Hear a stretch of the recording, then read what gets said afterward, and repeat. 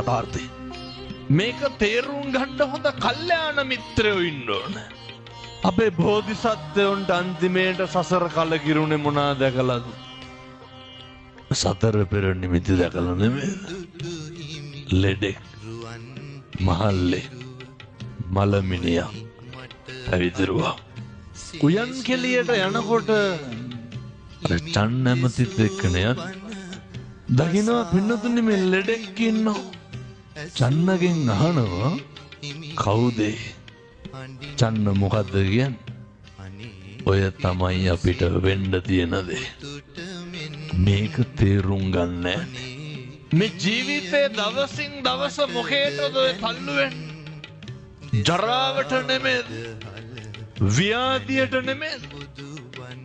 දවසින් දවස කිට්ටු වෙන්නේ මරණයට. ආපස්සට එමක් නැහැ. අපි මේකේ අවුරුදු 7-800ක් ඉන්නේ.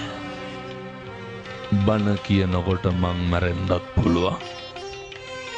අහනකොට ඔය ඇත්ත මැරෙන්නත් පුළුවන්.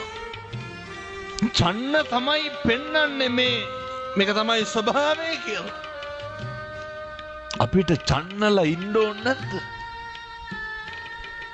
චන්නලා ඉන්න ඕන. මොකේද? මේක ඇත්ත පෙන්වන්න. දැන් මං ඔය කියනකොට හදවතට තට්ටුවක් දාලා බලන්න. අපිට එහෙම චන්නලා ඉන්නවද? මේක වැරදි මේක හරි කියලා කියන්නේ